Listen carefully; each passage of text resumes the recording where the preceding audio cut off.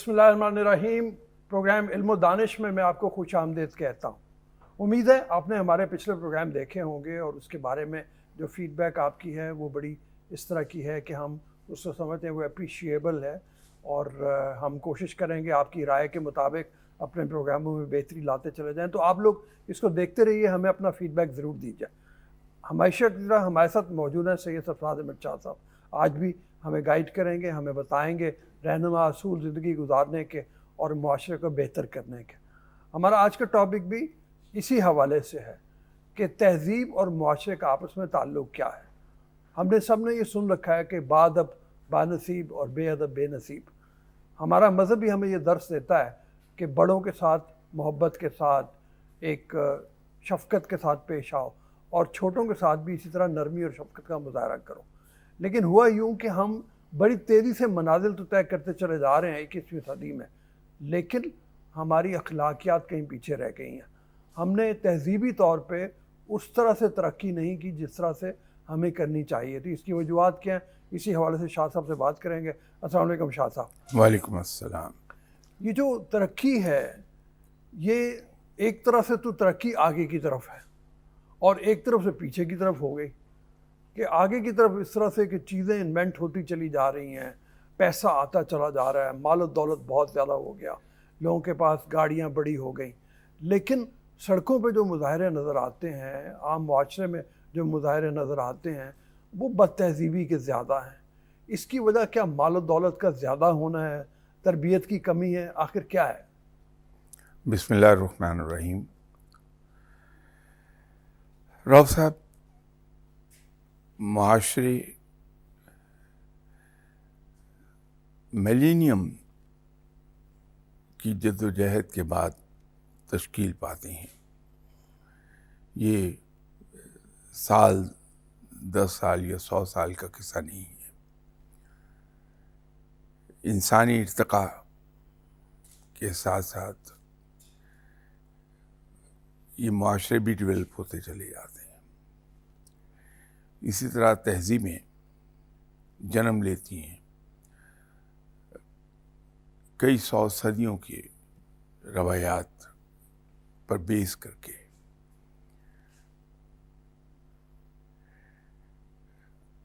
अगर हम इन्हें साथ लेकर ना चलें या हमारे जहन से ये गोल्डन प्रिंसिपल महव हो जाए कि इंसान का कामयाब होना इतना अहम नहीं है जितना इंसानियत का कामयाब होना है,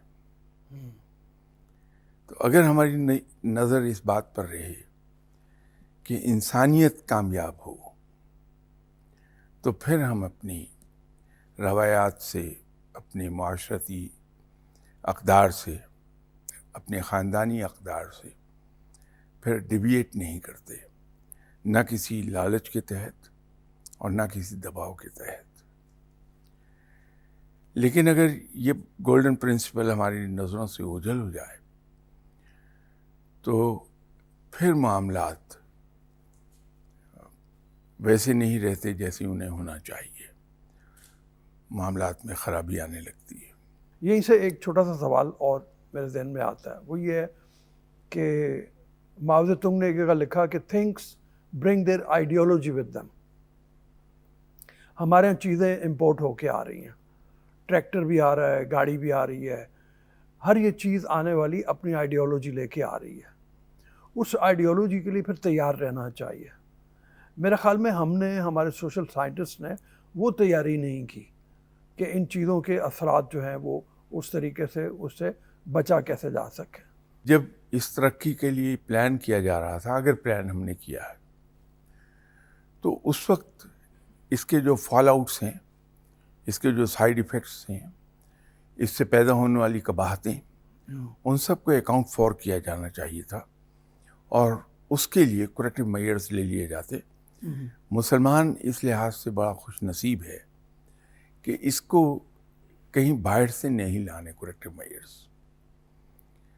इसको सिर्फ एक ही काम करना है, जो अल्लामा इकबाल ने कहा कि अगर हम दुनियावी तालीम के साथ साथ बच्चों को बहुत साइंटिफिक लाइंस पर दीन सिखाएं دین میں تو ایک لفظ آگے پیچھے نہیں کیا جا سکتا. سکھانے کے طریقے کو ہم سائنٹیفک کر سکتے ہیں تاکہ بچہ اسے بڑی جلدی سے سیکھ لے. ایک زمانہ تھا جب میں ہائی اسکول میں تھا یا پرائمری اسکول میں، اس زمانے کی بات ہے کہ ہمارے یہاں دینیات کے نام سے اسلامیات پڑھائی جاتی تھی. بعد میں تو اسلامیات کہلائی وہ انسان کو صحیح ڈائریکشن میں سٹیئر کرتی تھی کہ کچھ بھی ہو جائے انسان اپنی زندگی سے دین کے اصولوں کو نہیں نکال پاتا. دین کے اصول اس کے پاؤں بھٹکنے سے اسے بچائے رکھتے ہیں. وہ علامہ اقبال نے بالکل صحیح کہا. ہمارے یہاں وہ پہلو اب نہیں ہے، نہ گھر کی تربیت میں ہے نہ اسکول میں ہے. اسے واپس لانا ہوگا، لیکن طریقہ بڑا سائنٹیفک استعمال کیا جائے تاکہ پڑھے لکھے ذہن میں جو سوچنے کا عادی ہے، ہر چیز پر غور و فکر کرنے کا عادی ہے، اس کو سیٹسفائی کر وہ طریقہ کر دے گا. جیسے میں نے عرض کیا کہ دین کے اصول تو وہی ہیں جو 1400 سال پہلے سے قیامت تک وہی رہیں گے، اس لیے کہ وہ اللہ کے بتائے ہوئے اصول ہیں جو ہم تک آپ صلی اللہ علیہ وسلم کے ذریعے پہنچے ہیں. لیکن ان کو لوگوں تک پہنچانے کا طریقہ سائنٹیفک ہو سکتا ہے. اس میں ایک اگر چیز دیکھی جائے، ہم نے جہاں سے شروع میں آغاز میں ہم نے بات کی کہ محبت، رواداری، ایک ملائمیت کے ساتھ زندگی گزارنا، تو ہمارے یہاں صوفیہ کی روایت بہت زیادہ رہی ہے. تو وہ روایت بھی لگتا ہے کھو گئی ہے کہیں پہ. اس کی جگہ ایک تھوڑی سی، میں اگر اس کو کہوں کہ شدت پسندی آ گئی. اس سے بھی نقصان نہیں پہنچایا؟ مطلب رؤف صاحب، اس کا پرچار نہیں ہوا. اس کا پرچار نہیں ہوا. جی. اور یہ اولیاء کرام کو چھوڑ دیجئے، ہم میں سے بہت سے لوگ ان کے وجود کو مانیں گے، بہت سے شاید اس سے ایگری نہ کریں. آپ صلی اللہ علیہ وسلم کی سیرت مبارکہ اور آپ کی حیات طیبہ وہ ہمارے سامنے موجود ہے ایک جگمگ جگمگ کرتی ہوئی روشنی کی صورت میں. آپ صلی اللہ علیہ وسلم کے یہاں کرختگی کہاں ہے؟ کہیں نہیں ملے گی. آپ صلی اللہ علیہ وسلم کے یہاں انتقام کہاں ہے؟ کہیں شائبہ بھی نہیں ملے گا اس کا. آپ صلی اللہ علیہ وسلم کے دور میں مسلمانوں نے جو کچھ ترقی کی، اس میں کہیں آپ کو کوہنی کا استعمال نہیں ملے گا، ایلبو یوز نہیں ہوئی ہے. وہاں صرف محبت، مربت، رواداری، دشمن کو بھی سینے سے لگانے کی روایت. ہاں سختی ہے وہاں صرف ایک ہی جگہ، وہ ہے میدان جنگ. میدان جنگ میں بھی صرف اس حد تک جب تک کہ دشمن نے تلوار اٹھائی ہوئی ہے. اگر اس نے تلوار زمین پہ پھینک دی ہے تو اسی دشمن کو جس کا سر قلم کرنے لگا ہے مسلمان، اس کو سینے سے لگانے کی روایت موجود ہے. اگر آپ اجازت دیں یہاں سے بریک لے لیں، ایک اسی پہ بات پہ واپس آئیں گے. ابھی اجازت دیجیے بریک کے لیے، بریک کے بعد واپس آتے ہیں.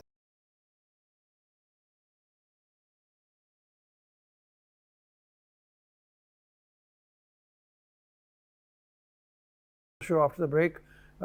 آپ جیسے ارشاد فرما رہے تھے رسول اکرم صلی اللہ علیہ اللہ علیہ وسلم کی حیات مبارکہ کے حوالے سے، تو وہاں بھی مومن کی پہچان اقبال نے، پھر دوبارہ میں 2 لائنیں ان کی وہ پیش کرتا ہوں آپ کی خدمت میں کہ ہو ہلکا یاراں تو بریشم کی طرح نرم، بے شک. اور رزم حق و باطل ہو تو فولاد ہے مومن.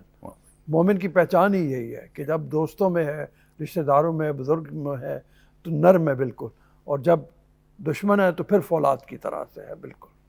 تو ہمیں ادھر توجہ دینا ہوگی کہ ہم جو دین کے اصول ہیں ان کو بچوں کے ذہن میں کس طرح سے اتاریں. میں ہمیشہ ایک بات عرض کیا کرتا ہوں اور رپیٹ کرتا رہتا ہوں، بار بار کہتا ہوں کہ ہمارے یہاں ایک ماس میڈیا موجود ہے جی اور وہ ہے مسجد کا ممبر، اور دوسرے نمبر پر ہے ٹی وی۔ اگر ہم مسجد کے ممبر کو استعمال کریں اور وہاں ایک مسلمان کی خصوصیات پر زور دیں اور وہ بڑے خوبصورت انداز میں، بہت ہی کیئرفلی ٹیلرڈ انداز بیاں ہو جو لوگوں کے دلوں میں اتر جائے، تو ہم بڑی جلدی وہ سوز دل میں پیدا کر لیں گے جو ہم نے کھویا ہے پچھلے کچھ عرصے میں۔ میں اسی حوالے سے سوال میرے ذہن میں آ رہا تھا، اور وہ یہ تھا کہ جب ہم نے بات کی کہ things bring their ideology with them, اس میں سب سے خوفناک چیز جو آئی وہ میڈیا ہی آیا ہمارے ہاں، ایک طرح سے دیکھا جائے تو، خاص طور پہ ٹیلی ویژن۔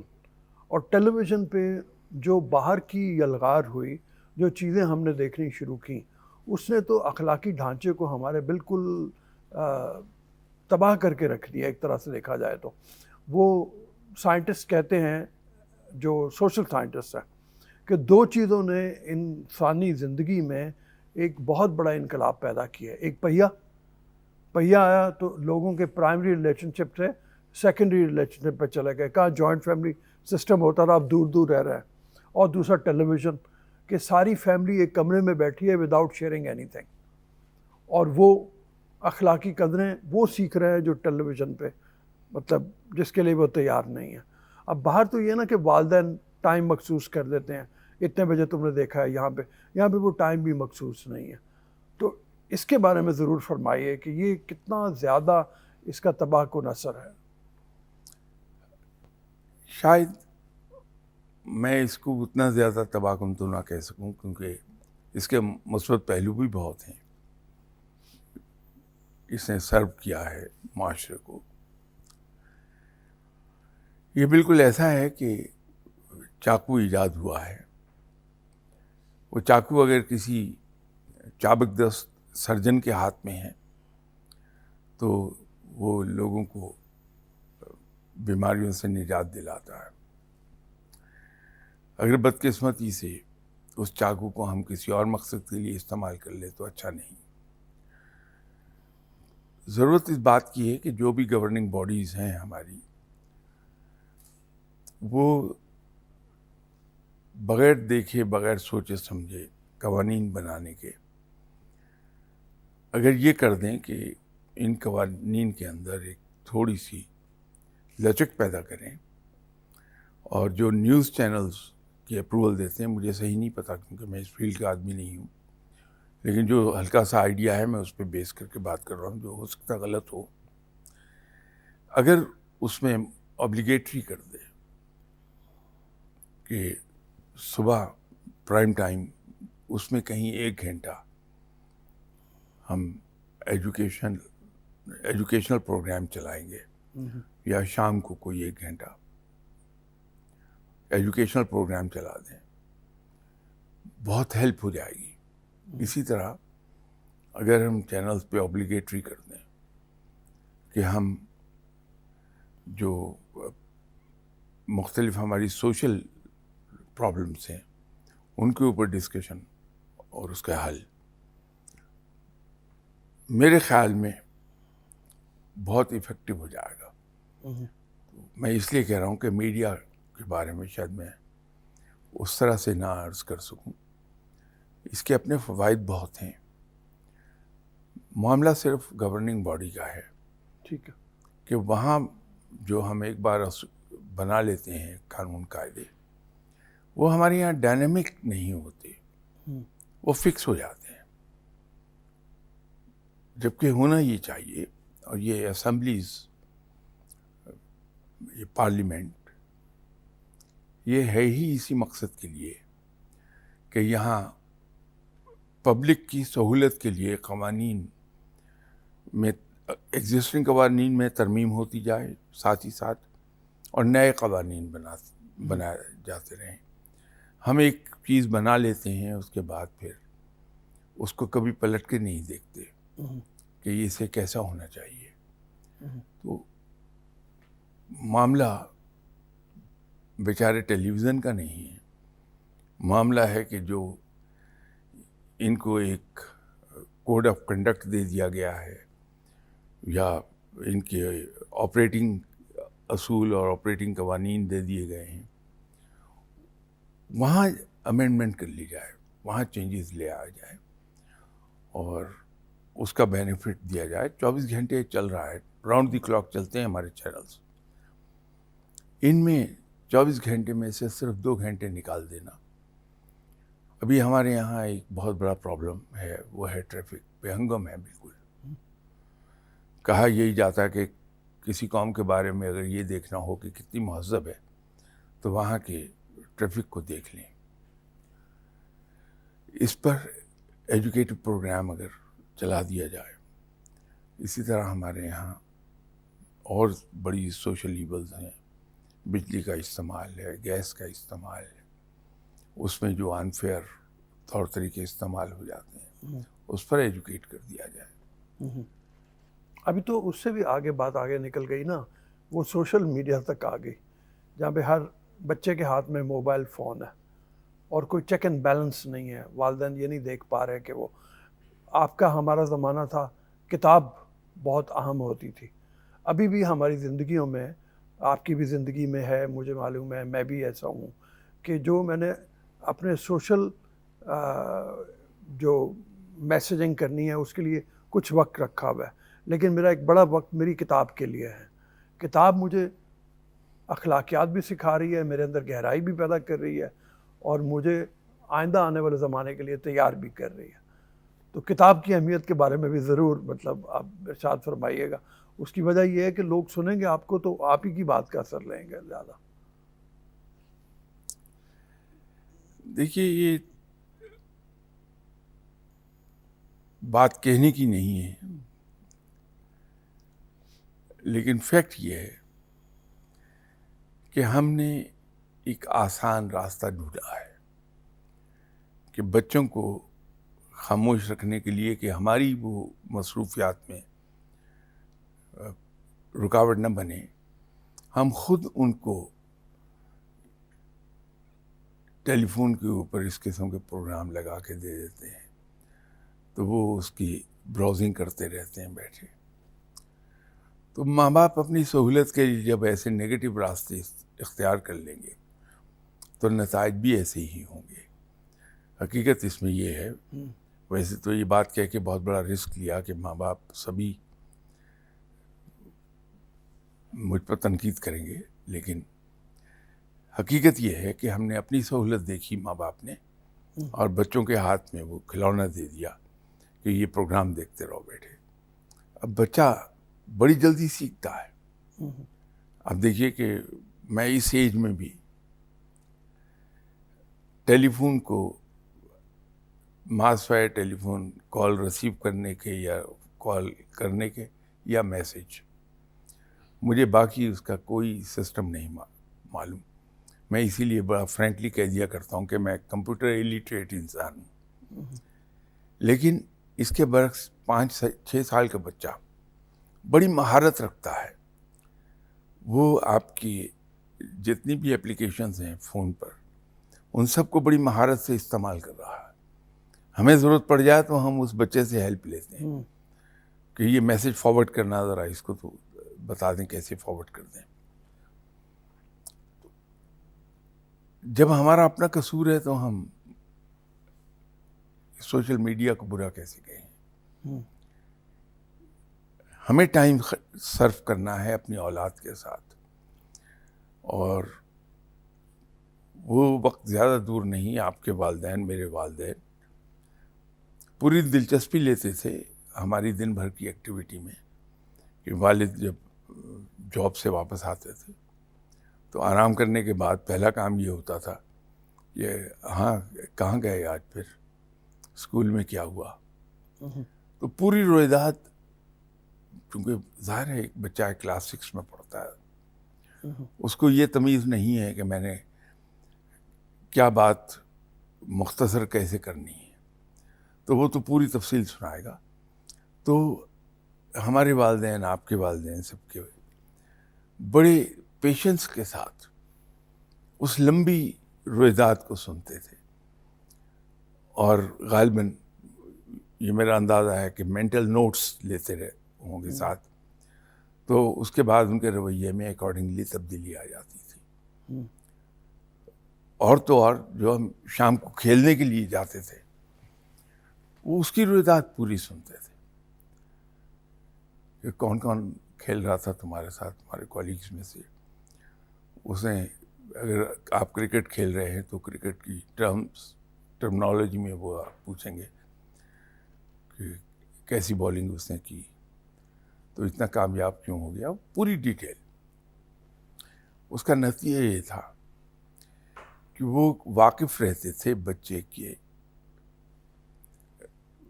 جو اس کا سفر ہے بچے کا، اس کے بارے میں۔ تو اگر یہ ٹائم ماں باپ ایک بار پھر دے دیں تو یہ شکایت آپ کو سوشل میڈیا سے نہیں رہے گی۔ قصور ماں باپ کا ہے، ہمیں ٹائم دینا چاہیے اور ان کے ساتھ بیٹھ کے ان کی ایکٹیویٹیز کے بارے میں ضرور ڈسکشن کریں، بہت کچھ ہمیں پتہ لگتا ہے اور ہم وقت سے پہلے اس کو سارٹ آؤٹ کر لیتے ہیں۔ تھینک یو شاہ صاحب، بہت مہربانی، ہمارے پروگرام کا وقت ختم ہو رہا ہے۔ شاہ صاحب کا جو آخری میسج جو پروگرام کے آخر میں انہوں نے دیا وہ یہی ہے کہ اگر بچے ہمارے ڈسٹریکٹڈ ہیں اور آپ سمجھتے ہیں کہ سوشل میڈیا کی وجہ سے ان کے اندر کوئی اخلاقی کمی رہ گئی ہے تو اس کی ذمہ داری خود والدین پہ عائد ہوتی ہے۔ والدین کو چاہیے بچوں کو ٹائم دیں، ایسے ہی جیسے پہلے زمانے میں بچوں کو ٹائم دیا جاتا تھا، ان سے ایک ایک چیز پوچھی جاتی تھی اور وہ بتاتے تھے، خود ایک رشتے میں لڑی میں پروئے جاتے تھے وہ والدین کے ساتھ، اسی طرح سے لڑی میں پروئے جانے کا نام جو ہے وہی ہوگا، تو تبھی جا کے اخلاقی قدریں بہتر ہوں گی۔ ابھی اجازت دیجیے، اللہ حافظ الناس۔